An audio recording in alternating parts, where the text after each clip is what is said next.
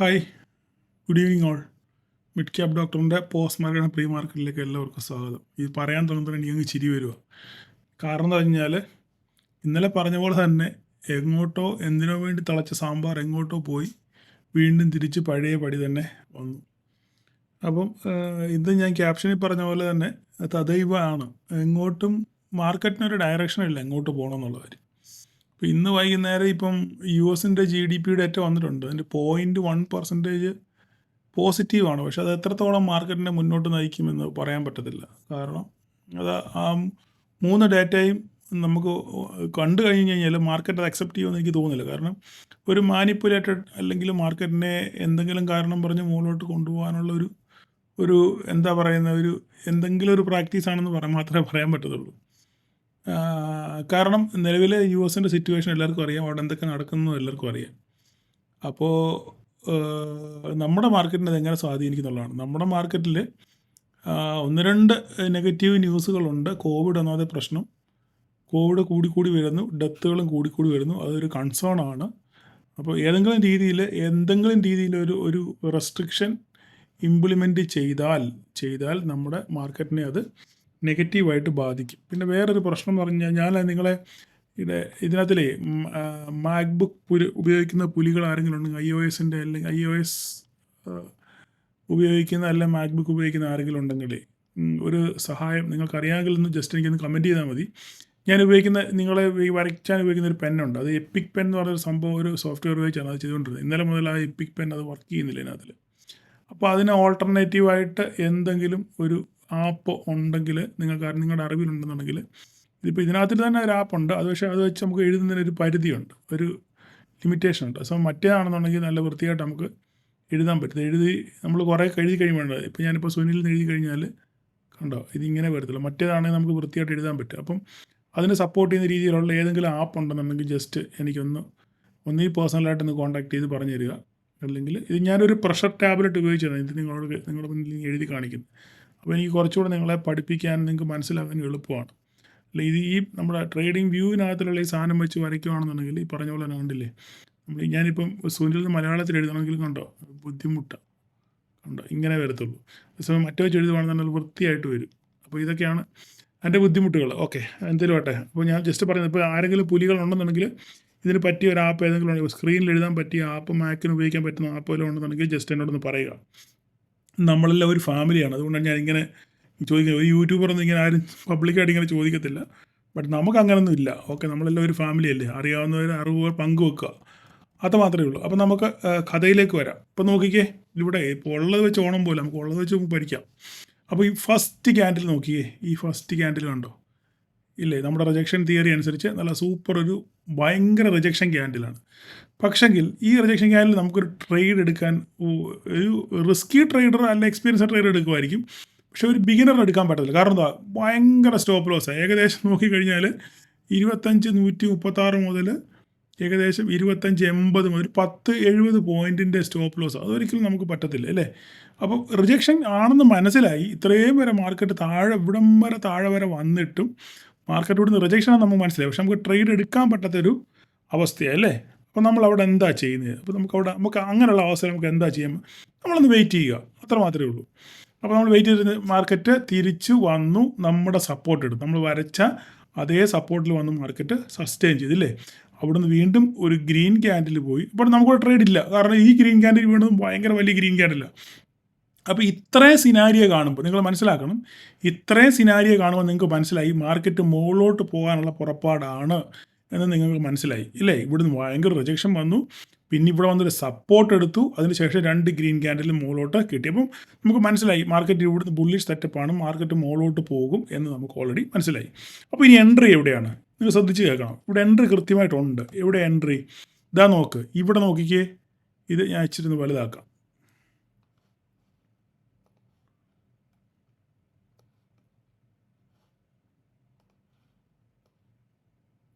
ഇവിടെ നോക്കിക്കേ. ഇവിടെ നോക്കിക്കഴിഞ്ഞാൽ ഇവിടെതാ പ്രോപ്പറായിട്ട് റിജക്ഷൻ വന്നു അല്ലേ. കറക്റ്റായിട്ട് നമുക്കിവിടെ ഒരു റിജക്ഷൻ വന്നു. നമ്മുടെ സപ്പോർട്ടിൽ വന്നിട്ട് ഒരു റിജക്ഷൻ വന്നൊരു സ്പിന്നിങ് ടോപ്പ് ഫോമായി ഇല്ലേ. രണ്ടാമത് വീണ്ടും ഡബിൾ കൺഫർമേഷൻ. ഇതാ നോക്കിക്കേ, നല്ല ഒരു റിജക്ഷൻ ക്യാൻഡിൽ ഇവിടെയും ഫോമായി ഇല്ലേ. ഇപ്പോൾ ഈ 2 റിജക്ഷൻ ക്യാൻഡിൽ ഡബിൾ കൺഫർമേഷനാണ്. ഇതൊരു വലിയ കൺഫർമേഷനാണ്. അതിനുശേഷം ഇതൊരു ഡബിൾ കൺഫർമേഷൻ ഇല്ലേ. അതിനുശേഷം മാർക്കറ്റ് ഇവിടുന്ന് നല്ലപോലെ മേലോട്ട് റാലി ചെയ്തു. നിങ്ങൾക്ക് എത്ര പോയിന്റ് എടുത്തോ എന്ന് എനിക്കറിയത്തില്ല. എന്തായാലും ഇന്നത്തെ പോൾ കണ്ടപ്പോൾ എനിക്ക് വളരെ സന്തോഷം തോന്നി. നിങ്ങളെല്ലാവരും, ഞാൻ എൻ്റെ തൊണ്ടയിൽ വെള്ളം പറ്റിച്ചുകൊണ്ടാണെന്ന് തോന്നുന്നു, നിങ്ങൾ കുറച്ച് പേര് എനിക്ക് മെസ്സേജ് സാറിൻ്റെ വഴക്ക് കേട്ടുകൊണ്ട് ഞങ്ങൾ പെട്ടെന്ന് ഇറങ്ങി, ഉള്ളതും കിട്ടിയോണ്ട് ഞങ്ങൾ മേടിച്ചിറങ്ങി ന്യായം പാലിക്കും. ശരിയാണ്, സംഭവിച്ചു.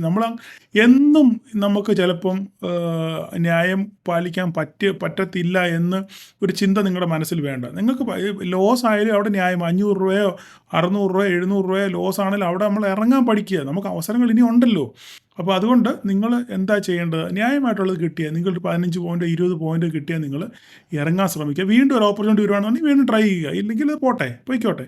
അങ്ങനെ നിങ്ങൾ കൺസിസ്റ്റൻ്റ് ആയിട്ട് മുന്നോട്ട് പോകാൻ നിങ്ങൾ ശ്രമിക്കുക. ഓക്കെ, അപ്പം അത്രയും പറഞ്ഞാൽ അതൊക്കെ നിർത്തുക. ഓക്കെ, അപ്പോൾ പിന്നെ എപ്പോഴും ഉപദേശം ശരിയാകത്തില്ലല്ലോ. കൂടുതൽ ആയാലും എന്താ അമൃതും അധികമായ വിഷമെന്ന് പറഞ്ഞ പോലെ എപ്പോഴും ഉപദേശം കൊണ്ട് കഴിഞ്ഞാൽ അതും അത്ര സുഖമല്ലല്ലോ.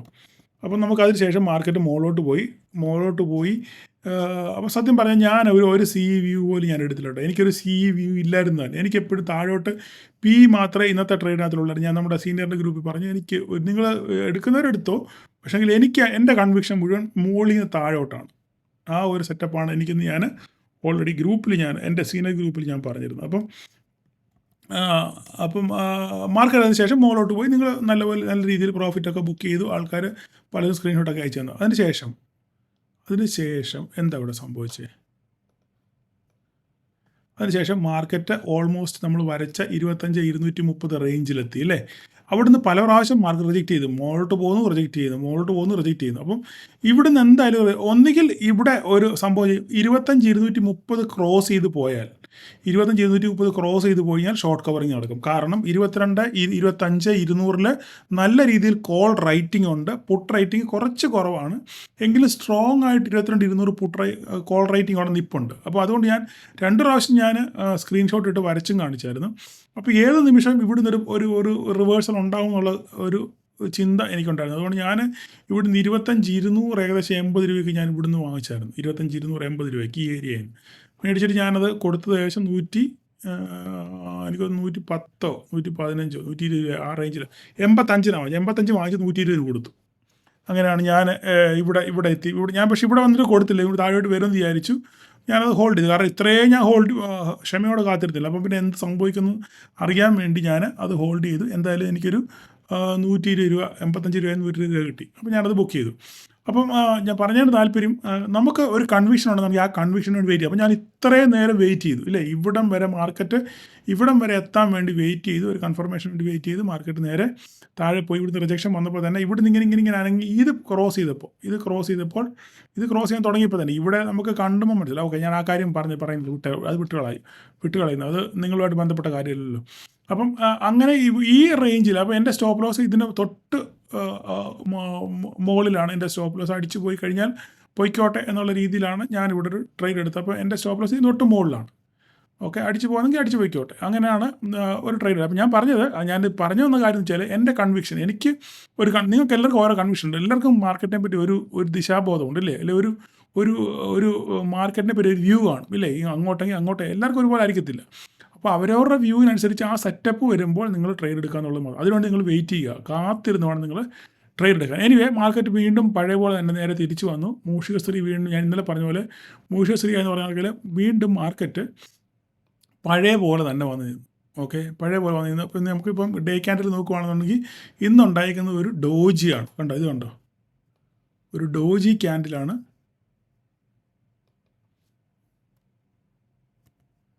ഒരു ഡോജി ക്യാൻഡിൽ ഉണ്ടായിരിക്കുന്നില്ലേ. അങ്ങോട്ടും ഇല്ല ഇങ്ങോട്ടും ഇല്ല. ഇന്നലെ ആണെങ്കിൽ 2 ബെയറിഷ് സെറ്റപ്പ് ആയിരുന്നു. ഇന്ന് ഒരു റിവേഴ്സൽ വന്നുകൊണ്ട് ഒരു ഡോജ് പോലെ. ഇപ്പോൾ ഇവിടെ ഇൻഡിസിഷനാണ് ക്യാൻഡിൽ അല്ലേ. പക്ഷേങ്കിൽ ഇവിടെ ഒരു കാര്യം സംഭവിച്ചു.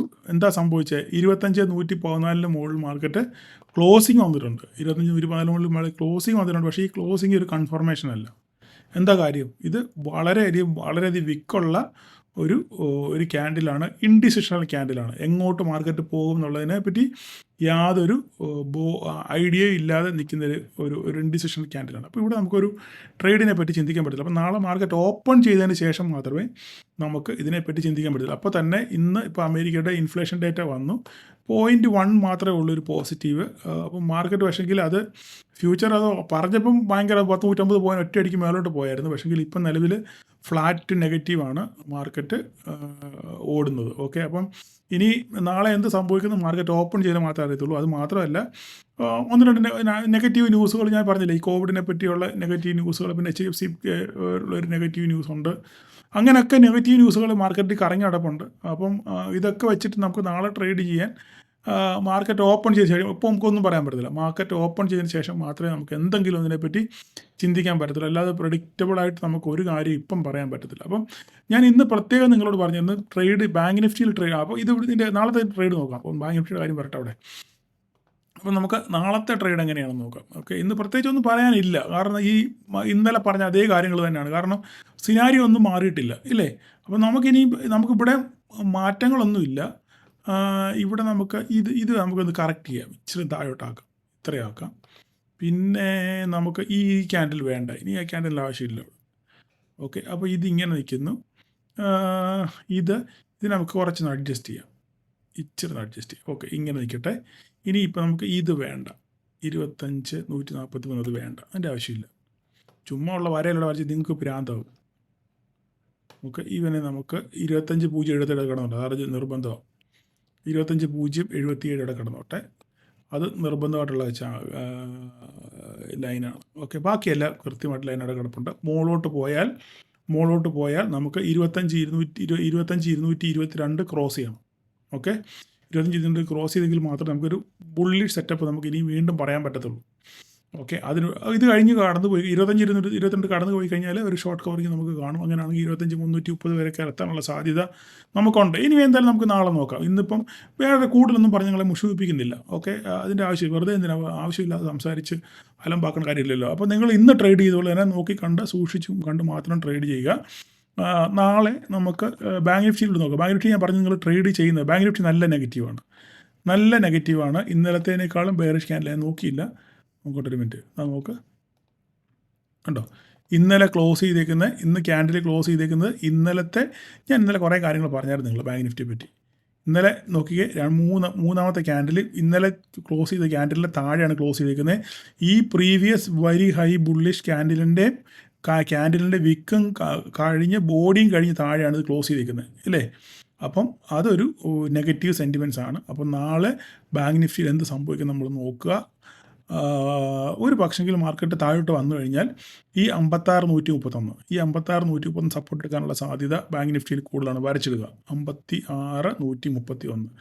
ഓക്കെ, അങ്ങനെയാണ്. അല്ലെങ്കിൽ ചിലപ്പോൾ ഒരു പക്ഷെങ്കിൽ ബാങ്ക് നിഫ്റ്റി ഇത് പൊട്ടിച്ചാൽ 56,131 പൊട്ടിയാൽ ചില പക്ഷെങ്കിൽ ബാങ്ക് നിഫ്റ്റി താഴോട്ട് വരാനുള്ള സാധ്യതയൊക്കെ ഉണ്ട്. അപ്പോൾ നാളെ മാർക്കറ്റിൽ നോക്കുക, 5 മിനിറ്റിൻ്റെ ക്യാൻഡിലൊന്ന് നോക്കുക എന്താ സംഭവിച്ചതെന്ന്. നല്ല നെഗറ്റീവ് സെറ്റപ്പാണ് മാർക്കറ്റ്. ഇതിനകത്താണ് 459 ഇവിടെ തന്നെയാണ്, ഇതിനകത്ത് തന്നെയാണ് മാർക്കറ്റ്. അപ്പം ഇത് ഇവിടെ നിന്ന് ഒരു മിനിറ്റ് നോക്കിക്കോട്ടെ, ചെറിയൊരു ലൈൻ വരയ്ക്കാൻ നമുക്ക് ഇല്ല. ഇനിയിപ്പോൾ പോകണമെന്നുണ്ടെങ്കിൽ നിങ്ങൾ എന്ത് ചെയ്യണം, ഈ ലൈൻ വരച്ചിടണം, ദൂരെ കിടന്നോട്ടെ. ഇതിന് താഴോട്ട് പോകണം, 399 400 56,400 ബ്രേക്ക് ചെയ്ത് നോക്കുക. 56,400 വലിയ വിഷയമുള്ള കാര്യമല്ല, എങ്കിലും ചുമ്മാ അവിടെ കിടന്നോട്ടെ, ഒരു സപ്പോർട്ട് പോലെ അവിടെ കിടന്നോട്ടെ. ഓക്കെ, എന്നിട്ട് നോക്കുക എങ്ങോട്ട് ബ്രേക്ക് ചെയ്യുന്നത്, ഇങ്ങോട്ടെങ്കിൽ ഇങ്ങോട്ട്, താഴോട്ടെങ്കിൽ താഴോട്ട്. മറ്റു മേളിലൊന്ന് നോക്കിക്കോട്ടെ, ഞാൻ മേളിൽ അതവിടെ കിടന്നോട്ടെ, വേറെ പ്രത്യേകിച്ച് ഇനി അതായത് കളിക്കാനൊന്നും പോകണ്ട. ഓക്കെ, നമ്മുടെ മിഡ് ക്യാപ് നിഫ്റ്റി നല്ല അപ്പോൾ ഇത് ഞാൻ പറഞ്ഞില്ല. HDFC ബാങ്ക് നിഫ്റ്റിയുടെ കാര്യം പറഞ്ഞു കഴിഞ്ഞപ്പം ഞാൻ ഇന്നലെ കാര്യം പറഞ്ഞത് HDFC ICICI നോക്കണം. നോക്കിക്കേ, HDFC പൊട്ടിച്ച് സപ്പോർട്ട് പൊട്ടി അടുത്ത സപ്പോർട്ടൊക്കെ എത്തി നിൽക്കുകയാണ്. ഒരു സപ്പോർട്ട് പൊട്ടി അടുത്ത സപ്പോർട്ട്, ഈ സപ്പോർട്ടും പൊട്ടി കഴിഞ്ഞാൽ പിന്നെ ബാങ്ക് നിഫ്റ്റി നേരെ താഴോട്ട് തന്നെ പോരും. ഈ 1945 ഇത് ക്രൂഷ്യലാണ്. 1945 പൊട്ടിയാൽ മാർക്കറ്റ് HDFC ഉറപ്പായിട്ടും താഴോട്ട് വരും. ICICIയും ഇന്ന് ആടിക്കളിച്ച് നിൽക്കുകയാണെങ്കിലും 1424 ഇത് പൊട്ടിച്ച് കഴിഞ്ഞാൽ ICICIയും താഴോട്ട് വരും. അപ്പോൾ അത് ബാങ്ക് നിഫ്റ്റി ട്രേഡ് ചെയ്യുന്നവർ അതൊന്ന് ശ്രദ്ധിക്കുക. അതുപോലെ തന്നെ കോട്ടക് ബാങ്ക് ഇന്നലെയും മെനിയാന്നൊക്കെ നല്ല ബുള്ളിഷ് ആയിരുന്നു, പക്ഷേ ഇന്നൊരു നെഗറ്റീവ് ടെറിട്ടറിയിലോട്ട് കയറിയിട്ടുണ്ട്. ഓൾ ടൈം ഹൈ നിൽക്കുന്ന ഒരു സ്റ്റോക്കാണ്. അപ്പം അവനും താഴോട്ട് വരാൻ സാധ്യതയുണ്ട്. രണ്ട് ഈ സപ്പോർട്ട് ഇതൊന്ന് പൊട്ടിക്കുമെന്ന് നോക്കിയാൽ മതി. 2132 അത് പൊട്ടിക്കുകയാണെന്നുണ്ടെങ്കിൽ 2000 റേഞ്ചിലോട്ട് വരാനുള്ള സാധ്യത വളരെ കൂടുതലാണ്. അതൊക്കെ പോട്ടെ, അത്രയും പറഞ്ഞുകൊണ്ട് അത് നിർത്തുന്നു. നമുക്ക് മിഡ് ക്യാപ്പ് ഒന്ന് നോക്കാം. മിഡ് ക്യാപ്പ് നല്ല ബെയറിഷാണ്. ഓക്കെ, നല്ല ബെയറിഷ് വെച്ചാൽ നല്ല രീതിയിൽ ബെയറിഷായിട്ട് സാധനം താഴെ വന്ന് വീണിട്ടുണ്ട്. നമ്മൾ വരച്ച ലൈനിൽ വന്ന് മാർക്കറ്റ് ക്ലോസ് ചെയ്തിട്ടുണ്ട്. അപ്പോൾ ഇനിയിപ്പോൾ ഇതിൻ്റെ ഒന്നും ആവശ്യമില്ല, ബോക്സിൻ്റെ ഒന്നും ആവശ്യമില്ല. ഓക്കെ, അപ്പം മാർക്കറ്റ് ഇവൻ പൊട്ടുന്നോ? ഇവൻ പൊട്ടിയാൽ പിന്നെ അടുത്തത് 177, 137. ഓക്കെ, എന്താ സംഭവിക്കുന്നത് നമുക്ക് നാളെ നോക്കാം. ഓക്കെ, ഇന്നിപ്പോൾ തൽക്കാലം ഇത്രയും ജസ്റ്റ് ഒന്ന് പറഞ്ഞെന്ന് മാത്രമേ ഉള്ളൂ. മുകളിലോട്ട് പോയാൽ വീണ്ടും പഴയ ടാർഗറ്റുകൾ കിടപ്പുണ്ട്. താഴോട്ട് നോക്കിക്കഴിഞ്ഞാൽ ഈ 1392 വരെ വരാനുള്ള സാധ്യതയൊക്കെ ഉണ്ട്. ബെയറിഷ് ആണെന്നുണ്ടെങ്കിൽ നല്ല ഓൾ ടൈം നല്ല രീതിയിൽ മുകളിൽ പോയിക്കണം. പക്ഷേ മറ്റവരാരും ഒന്നും പെർഫോം ചെയ്യുന്നില്ല.